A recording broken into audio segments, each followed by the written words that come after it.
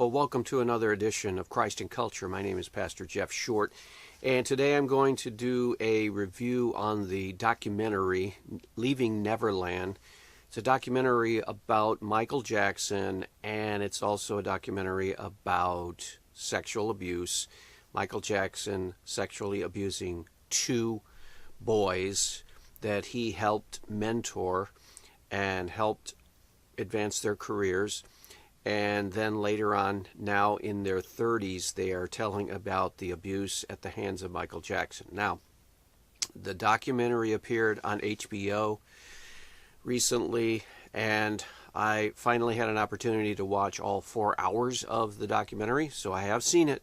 It's not just based on comments, rumors, and reviews. It's actually, I've seen the whole 4 hours. And what it is these two men now who used to be boys in the entertainment industry and who were invited by Michael Jackson to his Neverland estate. And these boys, well, not together, but they would at different times spend long periods of time with Michael Jackson and even sleeping in his bed at night on sleepovers. And not just that, but actual sexual abuse. And clearly, if their accounts are true, then Michael Jackson is a pedophile. He is a molester of children because he would do that to young boys, according to the testimony of these two men now. Now, the documentary is not a fair and balanced documentary about the alleged pedophile activities of Michael Jackson. It's not a fair and balanced documentary at all. Two young men, separately interviewed, sit down and tell their story, their side of this situation. And then their mothers are also interviewed, family members, and it tells it from their side of the spectrum. So I know the family of Michael Jackson, the Michael Jackson estate and relatives and everyone on his side is just vehemently denying all of these accusations. And they're saying it wasn't fair, it wasn't balanced, they didn't interview anyone on the other side. Well, that's true. They really didn't introduce any pushback or contradictory or countering arguments against what these testimonies are saying. And that's true. So you don't have the benefit of any kind of cross-examination. You don't have the benefit of actually reviewing the credibility of these two accusations, but you just have their story, their account. They're giving their account of what happened to them when they were young boys in the presence of Michael Jackson. So that's what you have. But you have to then, because they didn't do any kind of cross-examination on them, because they didn't do any background checks on them, because they didn't really get into any of the opposition that would come from, say, like the Jackson family and so forth, you have to then do your own reading, and you have to do your own research, and you have to find out whether you think these witnesses are credible, whether you think they're telling the truth based on corroboration with other witnesses and evidences, and you have to put this all together. Now, what I keep coming back to is the fact that we know certain things about Michael Jackson, regardless of what these two accusers are charging him with. We know things about him, and they're not just hearsay, they're not just someone's opinion. We know for a fact certain things about Michael Jackson. And so what we want to do is try to figure out whether what these two witnesses are saying is consistent with what we already know about Michael Jackson. Now, Michael Jackson is dead. He died in 2009. So he's not here to give any pushback or counter arguments or try to defend himself, because he has died at the age of 50. And I'm sure all of you have heard Michael Jackson's songs. I'm sure all of you are aware that he was one of the best entertainers who danced that there was. He invented some dance moves, popularized what's known as the moonwalk, and that's associated with Michael Jackson. He appears to be walking forward, but he's actually walking backwards. Very, very difficult dance move to do, and he pulled it off. And so he's known for that. He's known for all of his songs and music in pop culture.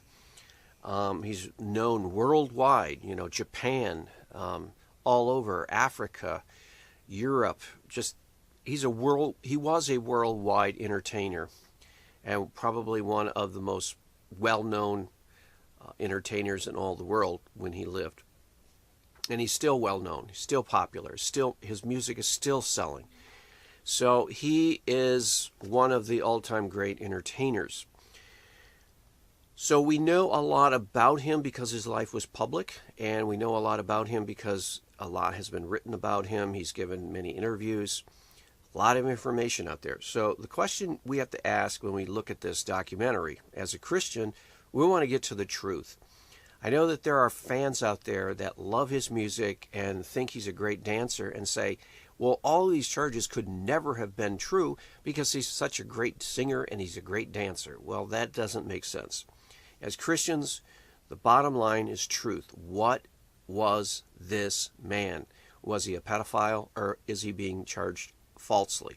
So we want to get to the truth about that, because that's the foundation of everything, the truth. Jesus in the Bible says that he was the way, the truth, and the life. Jesus is the way, the truth, and the life. And so in the Christian faith, truth is at the center. I mean, you cannot go on denying if something is true. You have to live by the truth, live in the truth. That's what we're encouraged to do. So we need to look at this documentary. We need to realize that it is one-sided. It is an account by an eyewitness given, and the events took place 20 years ago or so when they were small boys, and they are giving their side, their story, and we need to look at other evidences and see if whether what they're telling us is consistent with what we know about Michael Jackson anyway. Well, let's go through some of the facts about Michael Jackson that will help us evaluate these two young men and their testimony about Michael Jackson.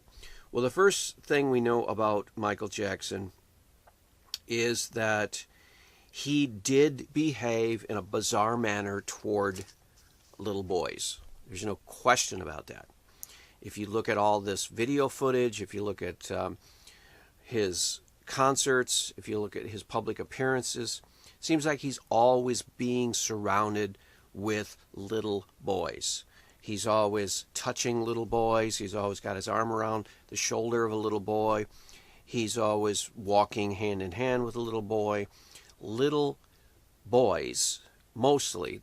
Sometimes he is holding hands with a little girl, and he is sometimes interacting with little girls, but it's mostly, vast majority of time, he's always hanging around little boys.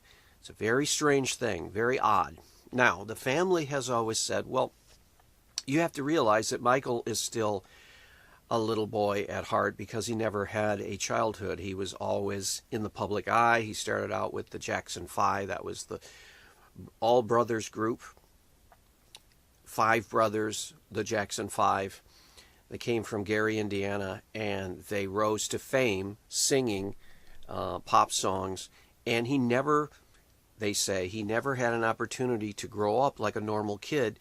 He was thrust into the adult world of entertainment already, and he just never transitioned. He was a young, 5-year-old, and then boom, he became an adult and joined the entertainment world, and he never had any transition time.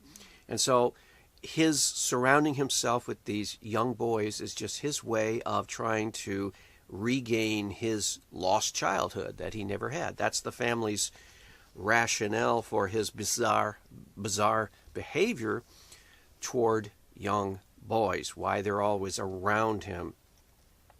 But we do know that he has bizarre behavior in this respect. And you can see this also in his Neverland estate, where he has children's toys all around. He has a amusement park right there on the property that kids can just play all day long. And he brings all these kids into his Neverland ranch, and he hangs out with these little kids all day long.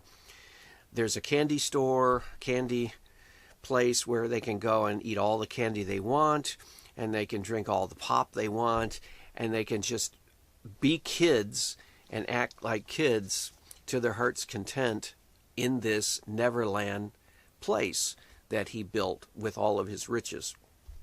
And his house is decked out like a kid would decorate it, and so on and so forth. So very bizarre, very strange, very odd. You know, who other adult that you can think of acts like a kid and hangs out with kids and would rather talk to kids than adults? He seems to prefer to be around children, especially young boys, than he would adults. And again, his family says, well, that's because he had a lost childhood and he's trying to make up for his lost time as a child, and so on and so forth. So that's the rationale why he was given a pass for his odd and bizarre behavior, even in the public sphere. That reason that he's just a child at heart. He's an innocent child at heart, and there's nothing evil or sinister behind it. It's just that he's a child. He never emotionally grew up, and so he prefers the company of children rather than adults. Very bizarre behavior.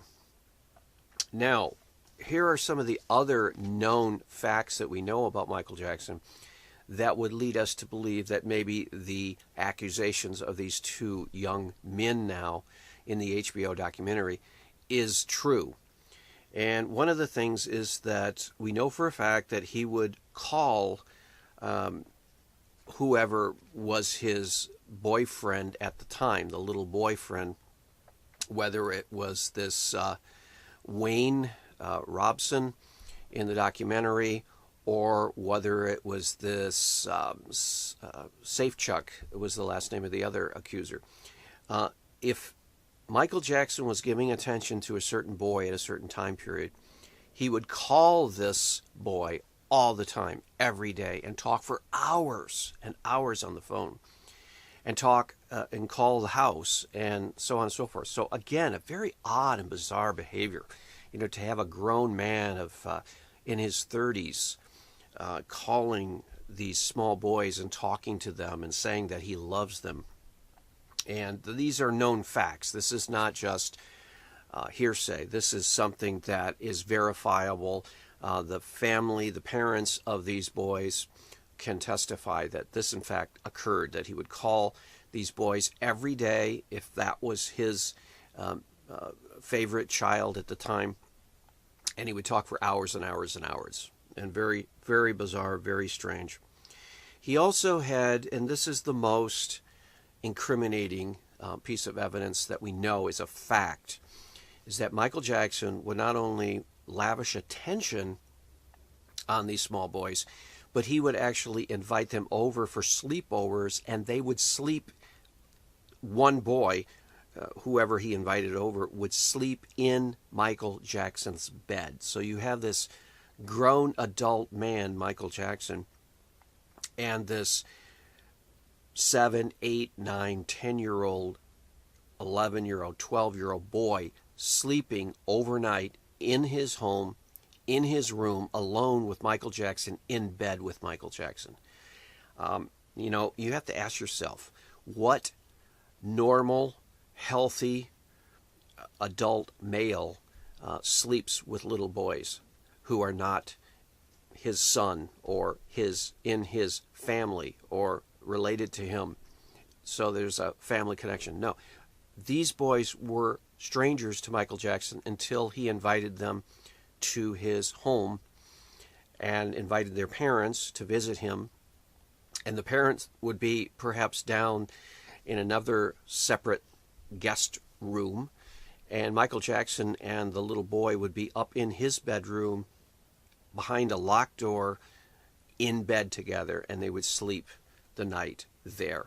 Now, that alone tells you that there is something really sick about Michael Jackson. That alone. You don't need to know anything more. You just need to know that here was a grown man sleeping with small boys, stranger boys that he hadn't known before he took an interest in them.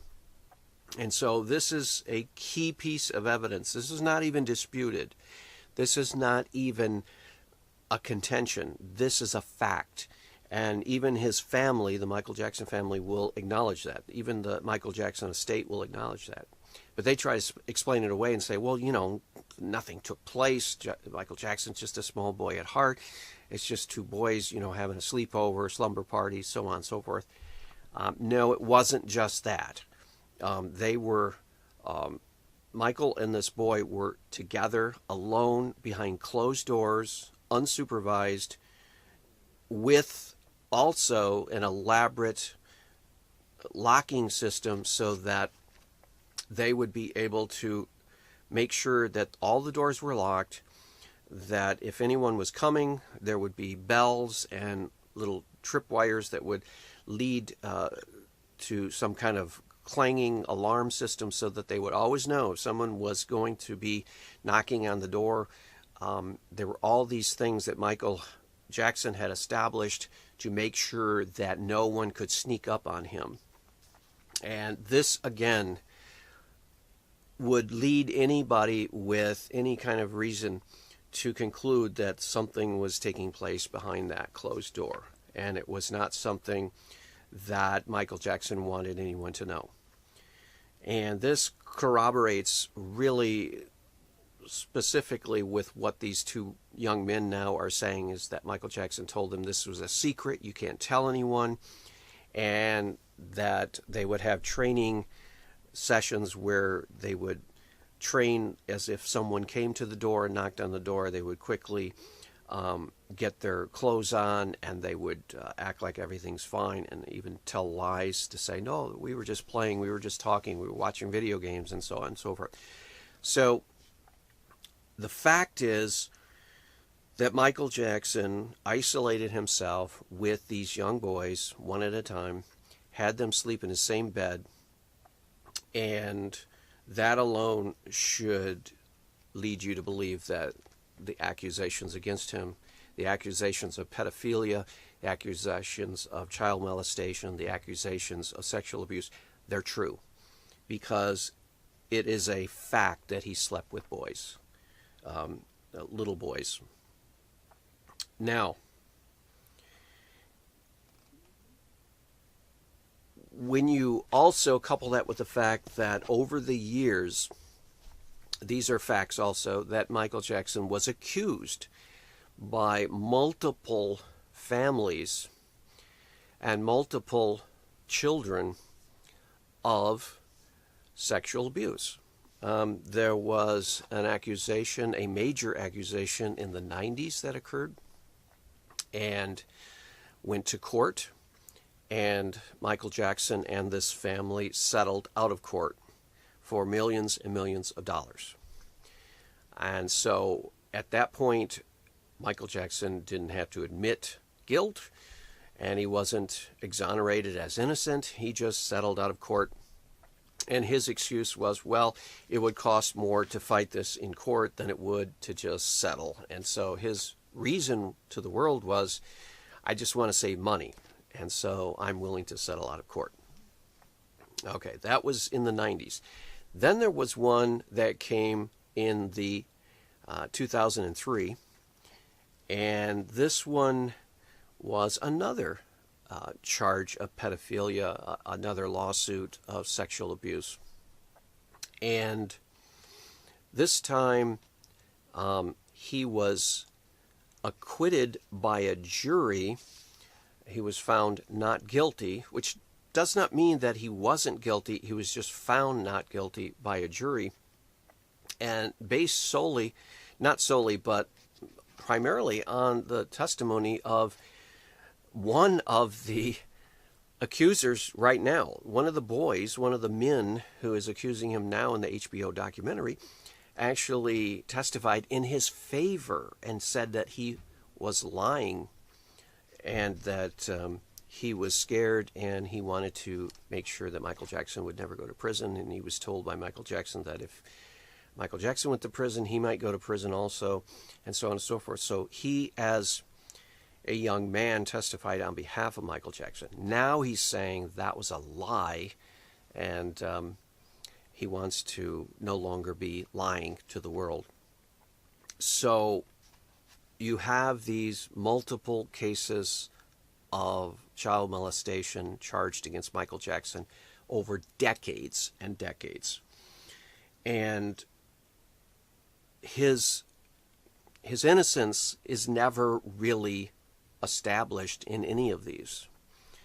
And so you have to ask yourself, if a person is being accused of child molestation and he's carrying on very bizarre and strange and odd activities with small boys, and he's always trying to justify his activity or rationalize his activity, you have to ask yourself, what is really taking place? You have to ask yourself, does it make more sense that he's being misunderstood, that he's being accused falsely? Does it make sense that he would be the subject of lies? Or does it make more sense that he's actually guilty and he is coming up with rationalizations, he's coming up with the lies, and that all of these other people who are accusing him of this, they're actually telling the truth? I think it makes more sense to conclude that these people who are accusing him over many decades are actually telling the truth. And if you look at this HBO documentary and you look at what is being said in the documentary, it all makes perfect sense. It all fits together. Now, if you were to just look at the testimony of these two people in the HBO documentary alone, then you might not have enough credibility or warrant to believe that Michael Jackson is guilty of all these charges. But it's not just their testimony. It's decades-long behavior on Michael Jackson's part. It's decades-long accusations that have even gotten to the point of courtrooms and lawyers and formal charges and juries and all this major league courtroom drama. I mean, is all of this over nothing? That's what the lawyers always come back to. Michael Jackson lawyers always say, well, this is all for the money. People are trying to cash in on Michael Jackson. Well, that might make sense in certain situations, but in every instance, in every case, over decades long, it's just about the money. The whole situation, all his bizarre behavior, all his very questionable activity with small boys. I mean, all of this is just dealing with money. No, it's not all about the money. Now, that is not to say that there isn't some motivation for money. There might have been, for example, in the case of these boys, the parents might have had some kind of money motivation to try to come at Michael Jackson. When they learned that their boy was molested by Michael Jackson, they might have been mad. They might have wanted to try to bring him down, and that, destroying him financially might be the way to get back and take revenge on him. I don't know, but it doesn't seem reasonable that in all of these accusations spanning many decades, that the only common factor in all of that would be just to try to capitalize on the money of Michael Jackson. No, there is something more than that here. And if you put all of this evidence together, if you look at all of the circumstances, even though there isn't a camera or photograph or video or audio of these despicable acts taking place in that room, we can gather enough information outside of that room, and then taken together with the eyewitness testimony of these two men now in the HBO documentary, you put all that together, you have a pretty strong case. You have a pretty strong case. And if Michael Jackson were alive today and he were being accused of child abuse, and you take all of this evidence together and you bring them in a courtroom, especially now with the two young men here willing to testify against him, you would probably have a conviction. You would probably have a solid conviction, and Michael Jackson would probably go to prison for the rest of his life if he were still alive. It's that strong of a case. So as Christians, we want to be careful, because we know that there are people who are willing to lie for many different reasons. We just saw the latest in this Jussie Smollett fake attack in Chicago, who claimed that there were two men who attacked him who were racist and homophobic and all these other things. And it was all a hoax, as it turns out. And we know people are willing to lie for money. They're willing to lie for fame and fortune and attention. So we know all that. But when you have decades-long evidence, decades-long bizarre behavior, decades-long accusations against someone in a very specific charge, and then you have two eyewitnesses step forward that say this is actually what happened, you can be pretty much assured that what they're saying is true. And so in conclusion, I went into it neutral. I had no idea what kind of conclusion I would come to. And afterwards, I thought about what they said, and I thought about all the evidence that we know about Michael Jackson. And I came to the conclusion they're telling the truth, and Michael Jackson really was a pedophile. And it's sad, because he was a pop icon. He was a role model for a lot of people. And we learn a deep, dark secret about somebody. It's shocking. But as a Christian, we realize that this is what the Bible teaches. In the heart is sin. We have a sin nature. That's why we need the Savior, Jesus Christ.